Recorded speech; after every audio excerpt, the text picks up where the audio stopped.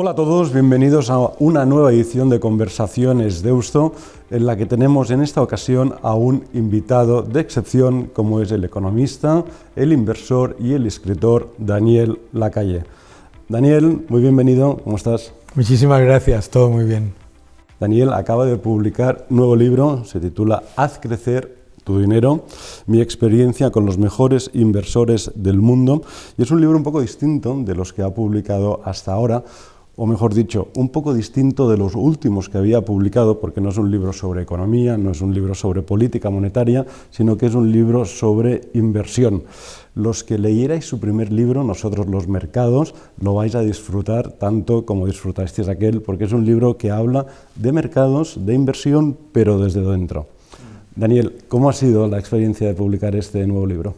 La experiencia ha sido fantástica, porque en realidad me ha recordado a la experiencia de escribir Nosotros los mercados cuando tú y yo charlamos por primera vez. Y en cierta manera es como una segunda parte, ¿no? En cierta manera es como qué es lo que ha ocurrido desde el punto de vista de la inversión y desde el punto de vista de todo lo que tiene que ver con poner a trabajar el dinero para conseguir un poco de rentabilidad desde aquellos días tumultuosos de la crisis del año 2008 al 2012. Por lo tanto, yo creo que ha sido una experiencia muy interesante de mirar hacia atrás, recordar cosas muy interesantes y juntar y coordinar todas las cosas que he recordado de aquella experiencia para ponerlo al servicio de los lectores y que pueda ser una guía de ayuda e interesante, ¿no? Daniel, en esta media hora larga que tenemos por delante iremos desgranando todas las cuestiones claves que comentas en el libro, pero antes de empezar me gustaría pedirte que nos hicieras un minuto y resultado de los mercados en estos momentos. Llevamos 3-4 meses muy complicados, con muchas turbulencias. El mes de marzo nos dio un pequeño respiro, pero la mayoría de carteras desde principios de año están en rojo. Y cosa que se ha acrecentado, por supuesto, con la invasión rusa en Ucrania. ¿Cuál sería en estos momentos el minuto y resultado? ¿Dónde estamos exactamente? Estamos en el periodo que se puede llamar de resaca después de una euforia generalizada creada por la idea de que los bancos centrales iban a garantizar cualquier inversión en cualquier momento, ¿no? Si lo pensamos, hay prácticamente 2 generaciones de inversores en el mundo que lo único que han visto han sido políticas monetarias expansivas. Entonces, ahora mismo lo que tenemos es la combinación de subidas de tipos, más retirada de parte de los estímulos, más el riesgo geopolítico que se había olvidado, de cierta manera, en la inversión, añadido a la ralentización económica tras el efecto rebote después de la pandemia. Por lo tanto, tenemos una especie de entorno muy parecido, me parece a mí, a lo que es un entorno más habitual a lo que veíamos en épocas en las que no había tantísimo nivel de complacencia y de euforia como los que hemos vivido en los últimos 5 o 10 años particularmente. ¿Y hasta cuándo crees que esas turbulencias o esta incertidumbre se mantendrán? Yo creo que la gran mayoría de los lectores y de las personas que están interesadas en la inversión recuerdan que han creado su patrimonio en épocas de muchísima mayor incertidumbre y muchísimo mayor riesgo. Recordemos el ataque a las Torres Gemelas, la guerra de Irak, toda la cantidad de crisis diferentes, las crisis latinoamericanas, la burbuja.com. Entonces, yo creo que estamos ahora mismo en ese periodo en el que llamamos incertidumbre a cosas que hemos vivido en otras épocas y con las que hemos navegado en el entorno para llegar a invertir de manera adecuada y básicamente el momento en el que el inversor se da cuenta de que tiene que prestar más atención a los fundamentales, a las verdaderas razones por las que invierte, más que qué es lo que va a hacer el Banco Central Europeo o la Reserva Federal. Dani, desde que saliste de Repsol hace ya 15 años o por ahí, has estado trabajando o has tenido el privilegio de trabajar en las mejores gestoras de fondos, en las mejores casas de inversión, y en el libro lo que haces, entre otras cosas, es explicar tu experiencia con los mejores gestores del mundo. Hay una cosa que cuentas que a mí me ha parecido muy interesante, y es que el buen gestor es aquel que también tiene sus ahorros en el fondo que gestiona, lo del skin in the game, ¿no? ¿Por qué es tan importante siempre invertir en aquellas carteras que el gestor también tenga sus ahorros?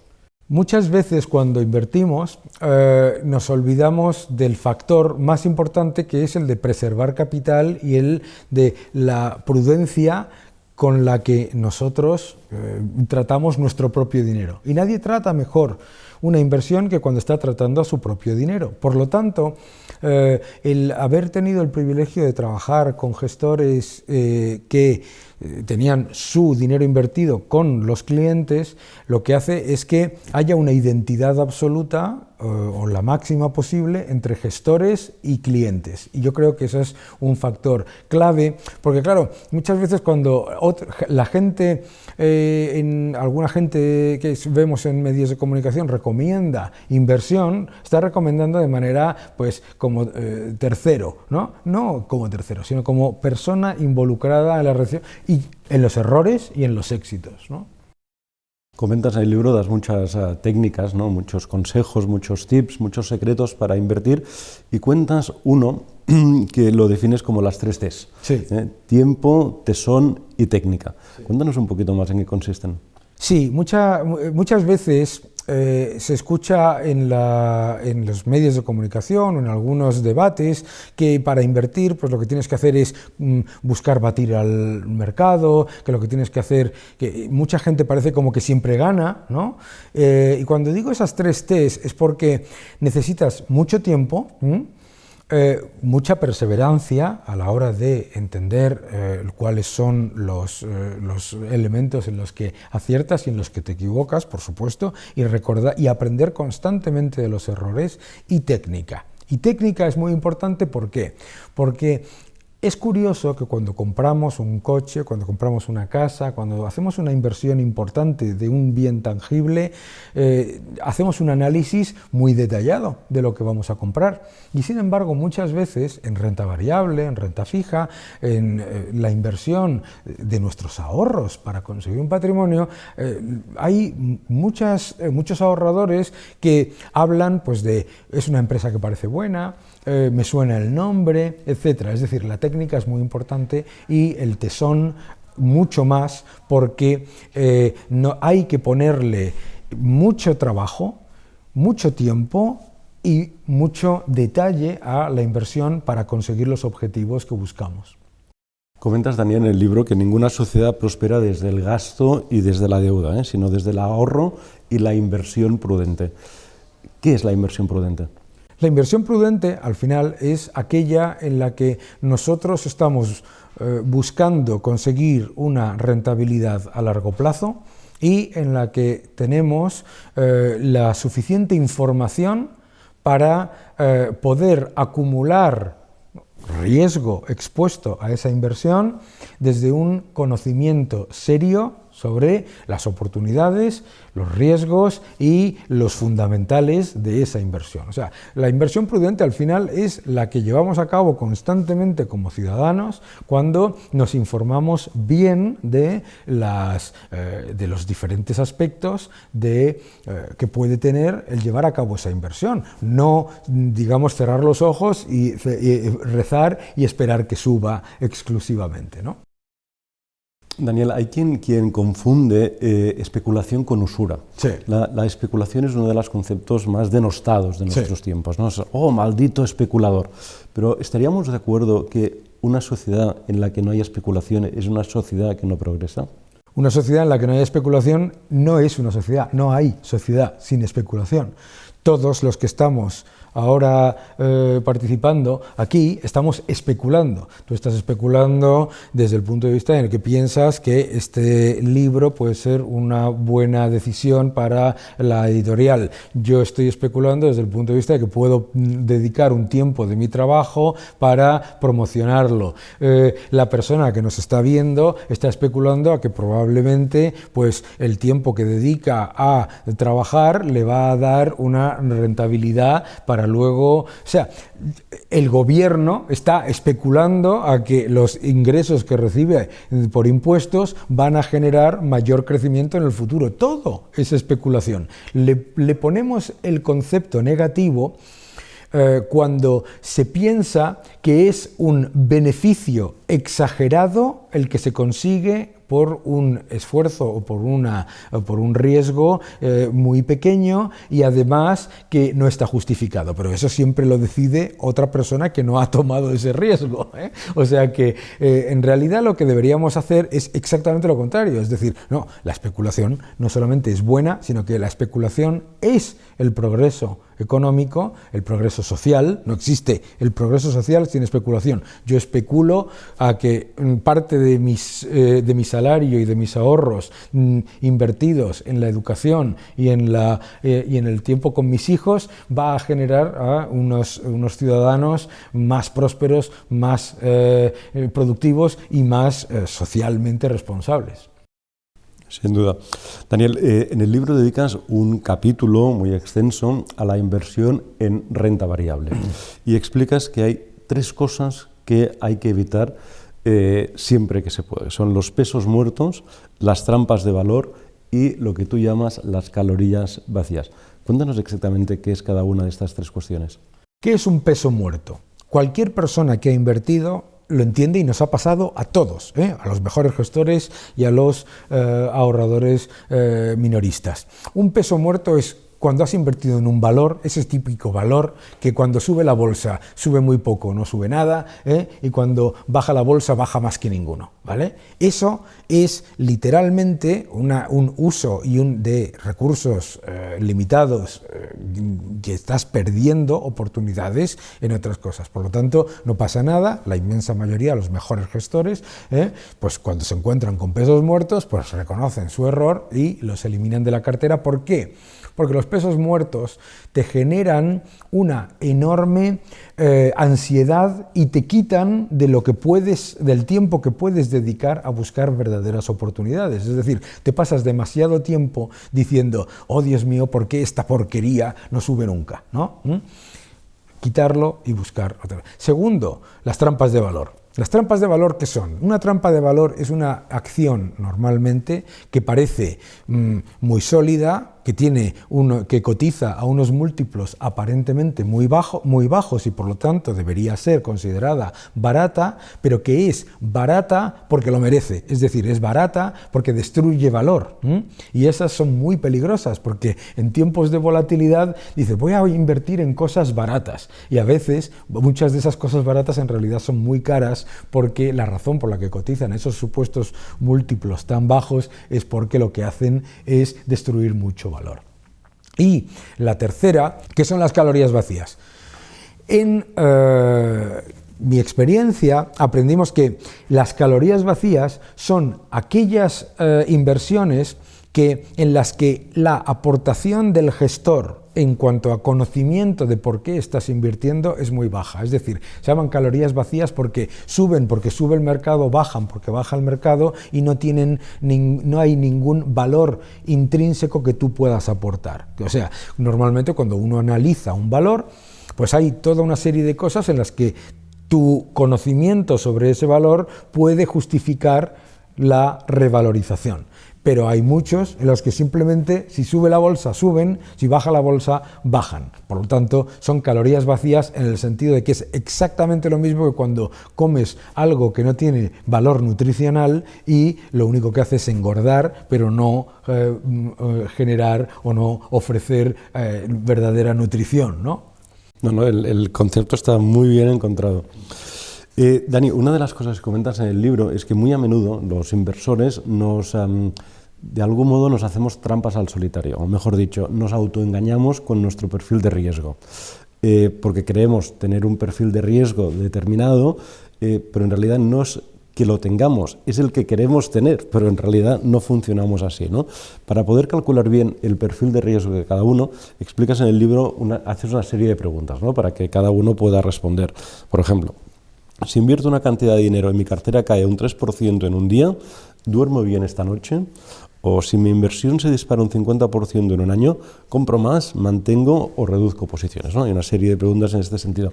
¿Por qué nos cuesta tanto calibrar con cierta exactitud nuestro perfil de riesgo?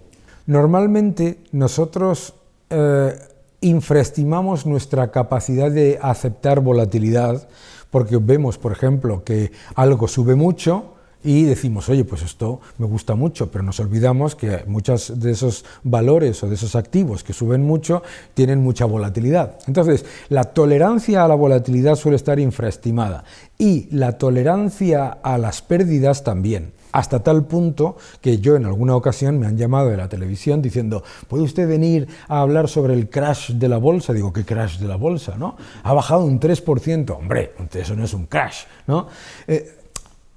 Precisamente la política monetaria nos lleva a tomar mucho más riesgo del que pensamos y por eso es tan importante entender bien cuál es nuestra capacidad de absorber riesgo, porque muchas veces escuchamos por parte de clientes o de posibles clientes que tienen un perfil muy conservador, pero que quieren una rentabilidad anual del 3-4%.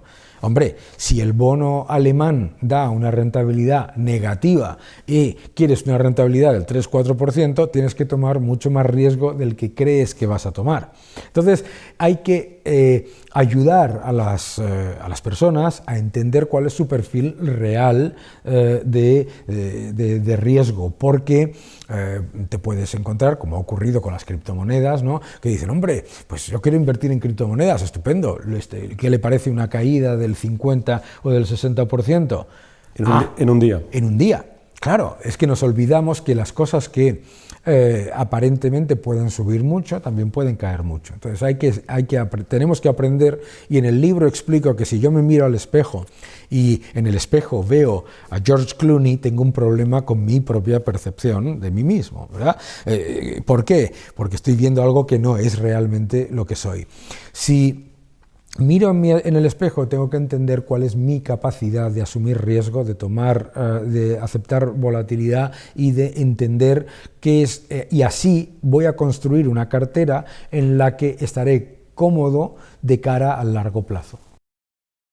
A ver, uno de los debates no actuales de siempre es esta, podríamos llamarlo quizá falsa disyuntiva entre la inversión value y el growth, ¿no? Sí.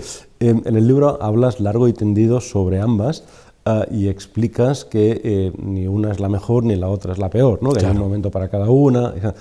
¿Cuáles son las ventajas e inconvenientes de la inversión value y de lo que conocemos como growth? Yo creo que la gran desventaja de lo que mucha gente llama value es la idea de que se crea que inversión value es comprar algo, cerrar los ojos y esperar que suba. Yo creo que el gran riesgo de la inversión growth es la idea de que tengas unas compañías que están creciendo un 20 o un 30% anual ahora y pensar que van a crecer un 20 o un 30% anual siempre, porque no ocurre, ¿no? Es entender el proceso de vida, nacimiento, maduración y decadencia de todos los ciclos empresariales y de todas las empresas. Entonces, por eso es tan importante los verdaderos gestores value, los buenos gestores value, que tenemos muchísimos en España también. ¿Qué es lo que hacen? Son los primeros que no compran cualquier cosa simplemente porque haya caído y desde luego no cierran los ojos esperando a que suba.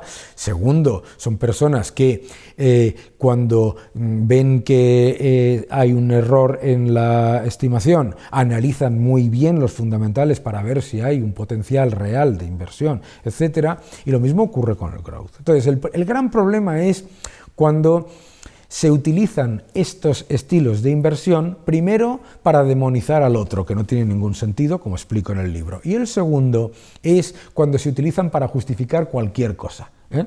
Y yo creo que precisamente el aprender de los excelentes gestores de growth, de value o sin ningún calificativo que tenemos tanto en España como en el resto del mundo, es el saber que no se trata de comprar cualquier cosa y esperar que suba, ni mucho menos comprar cualquier cosa que dé unos crecimientos espectaculares este año pensando que va a ser eterno. Las dos cosas son un error, y lo que es un error, y es un error pensar que además un estilo y un tipo de estilo de inversión va a ser la panacea para generar altas rentabilidades, o que el otro va a ser lo contrario, ¿no? Yo creo que lo que hay que hacer es precisamente desterrar la idea esa de que lo que es value es bueno, lo que es growth es bueno, o al revés, ¿no? Y hay que ser un poco más profundos, ¿no?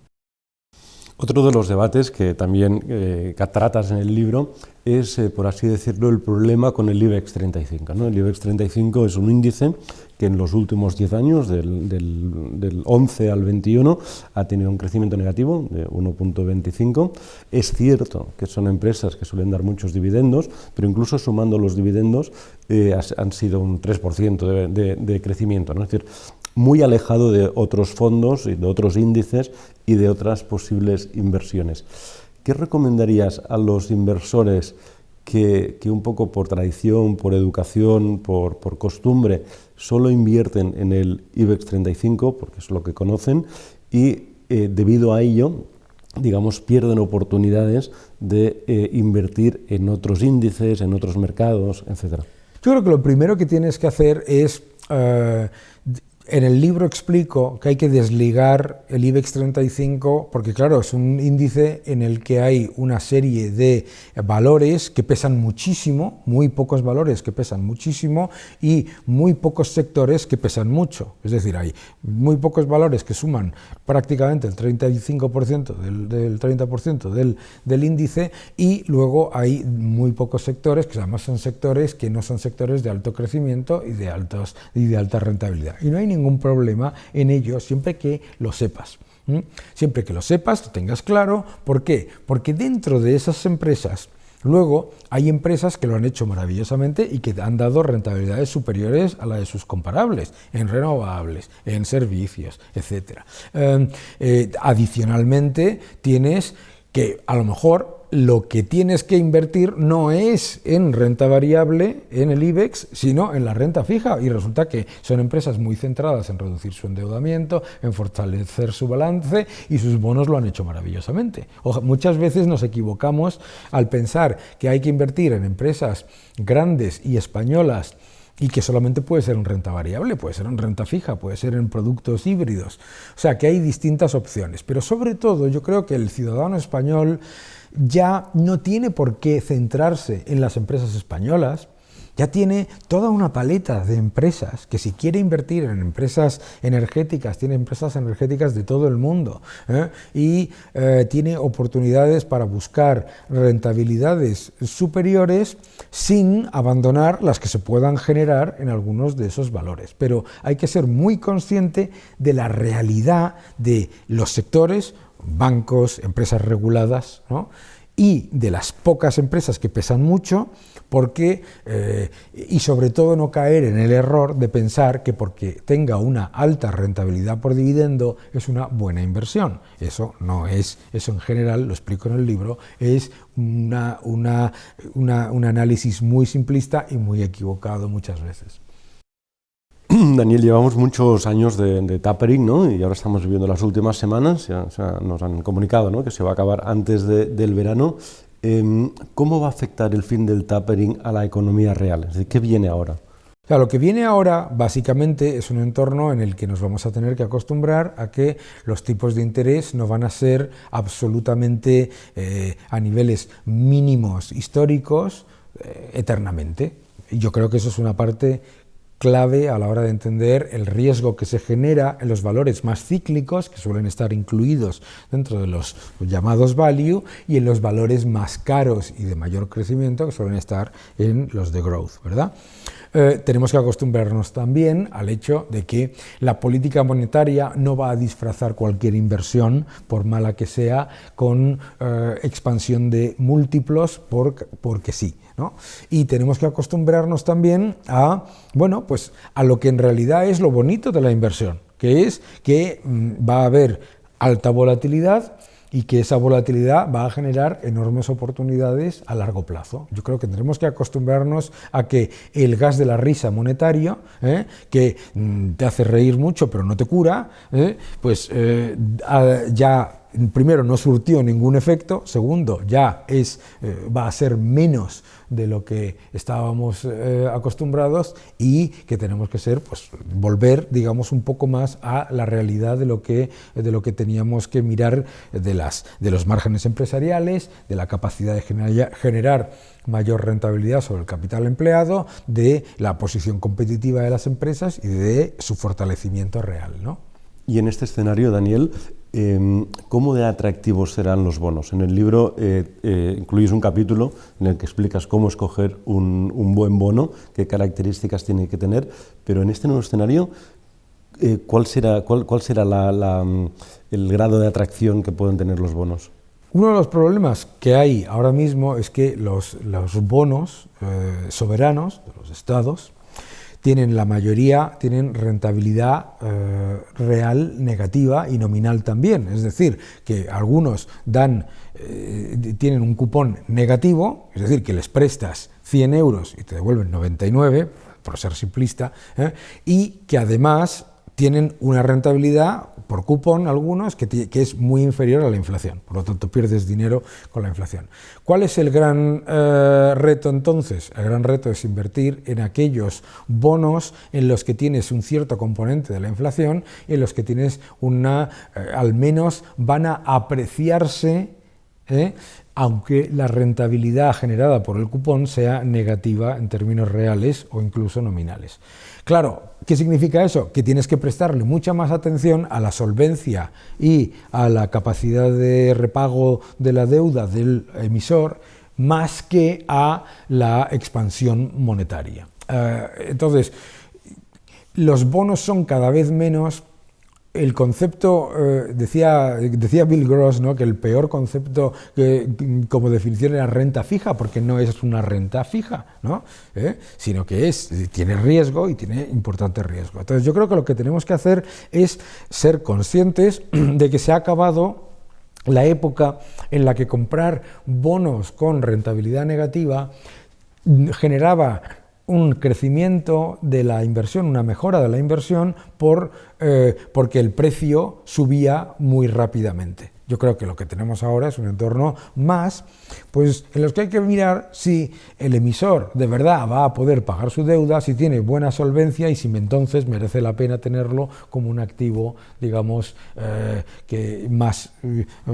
menos volátil que la renta variable, pero no menos arriesgado, no necesariamente menos arriesgado. Comentas también en el libro, dedicas un capítulo a las criptomonedas. Yo creo que es un muy buen capítulo porque haces un gran resumen de por qué nacen, de cómo son, de cómo funcionan, de hasta qué punto son una alternativa real a los bancos centrales. Explicas también un poco cuál será su futuro, ¿no? Hablas de las criptomonedas como si fueran startups de moneda y por tanto que algunas se establecerán y se consolidarán y otras muchas desaparecerán, ¿no? Como cualquier empresa tecnológica ¿Cuál sería, para que los lectores supieran tuvieran sus 5 cents, ¿no?, del mundo de las criptomonedas? Antes has comentado además que no lo recomiendas para personas que sean poco amigas de la volatilidad. ¿Cuáles serían tu recomendación en lo que se refiere a inversión? Sí, no, con cuidado, dependiendo del perfil de inversión, solo a largo plazo, mirando muy bien cuáles sí y cuáles no. Un inversor en criptomonedas tiene que ser exactamente igual que un inversor en empresas de biotecnología, de startups de biotecnología, más o menos. Es decir, tienes que saber que la volatilidad es máxima, Tienes que saber, además, que algunas van a desaparecer y que otras a lo mejor se revalorizan y que a lo mejor otras simplemente no se revalorizan nada, ¿de acuerdo? Y por lo tanto tienes que poner una cantidad en la que seas consciente de que puedes perder mucho dinero y también puedes ganar también mucho dinero. Y se dice mucho la frase de hay que ser muy selectivo. En criptomonedas es precisamente donde tienes que ser más selectivo, y en criptoactivos. ¿Por qué?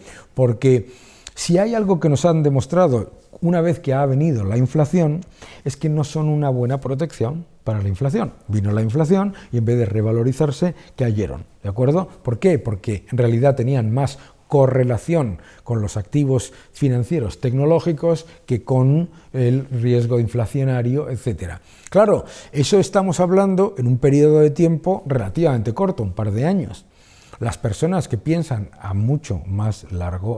largo plazo, también por eso tienen que tener en cuenta, 1, la volatilidad, 2, la cantidad que pueden invertir y 3, ser muy selectivos para entender cuál activo o cuáles de esos activos van a tener un comportamiento realmente de éxito a largo plazo y cuáles no. O sea, lo que nosotros tenemos que entender es que la misma razón por la que van desapareciendo monedas fiduciarias cada cierto tiempo, se han perdido muchísimas, ¿no? Que han desaparecido, monedas de estados que nadie quería, etcétera, etcétera, y se va fortaleciendo la posición del dólar o del euro como monedas de reserva del mundo. Lo mismo va a ocurrir con las criptomonedas. Entonces, no vale cualquier cosa, no vale pensar que solamente pueden subir. Es muy peligroso, por ejemplo, ver cómo nosotros recibimos muchísimas llamadas sobre criptomonedas cuando suben y de repente cuando bajan hay un silencio absoluto, ¿no? Entonces, eso te demuestra también que hay un perfil inversor muy procíclico. Por lo tanto, ¿qué es lo que hay que ser? Pues ser mucho más orientado a la realidad de la capacidad de convertirse en alternativa, mucho más orientados a la realidad de la capacidad de generar valor adicional para como alternativa para no para los ciudadanos en el euro o en el dólar, pero por ejemplo, pues para los venezolanos, los argentinos, etcétera, etcétera, que ven una opción en las criptomonedas. Y adicionalmente no puedes olvidar que mucha de esa volatilidad viene porque a medida que las criptomonedas van siendo una alternativa a las monedas fiduciarias y van tomando fuerza como una competencia a las monedas de los estados la competencia no les gusta y vienen las prohibiciones, las hiperregulaciones, etcétera. O sea, tienes que tener en cuenta todo eso y, por supuesto, si eres una de esas personas que si baja un día tu cartera un 3%, no duermes por la noche, debes evitarlas. Sin duda. Muy bien, yo creo que le hemos dado un buen repaso al libro. Es un libro que es un excelente compendio, un excelente manual para todo aquello que tienes que saber y hacer para, si así es lo que deseas y tal como reza el título, hacer crecer tu dinero. Ya por último, Daniel, hay una cosa que me ha gustado mucho del libro y es que el libro está trufado de sentido del humor, está trufado de chistes. Cada capítulo empieza con un chiste. Hay uno que me ha gustado mucho, dice: ¿has visto lo que ha subido la gasolina? Dice: no, yo siempre pongo 20 euros. No me afecta. No me afecta. Está muy bien porque cada capítulo tiene algún chistecito de estos. ¿Con humor las cosas se entienden mejor? Con humor las cosas se entienden mejor, la gente entiende mucho mejor. Eso es un clarísimo ejemplo de, con humor, de entender qué es lo que pasa con la inflación, ¿no? Y hay otros pequeños chascarrillos y chistes a lo largo del libro, pero con humor se entiende mucho mejor porque tenemos que entender que el mundo de la inversión es complicado, arduo, es incluso pues, aburrido en muchas cosas, pero al fin y al cabo es apasionante. Y muchas de las lecciones que yo he aprendido en este homenaje a los gestores que he conocido y con los que he trabajado han sido precisamente tomándose de manera, pues, con humor, situaciones francamente complejas, ¿no? Muy bien, Daniel, pues muchísimas gracias por este ratito y muchísimas gracias por este libro, por el que deseamos muchísima suerte. Muchísimas gracias, un placer. Y muchísimas gracias a todos vosotros por seguirnos, por vernos y oírnos. Os emplazo a la siguiente edición de Conversaciones Deusto, que será con el filósofo Jorge Freire. Hasta luego.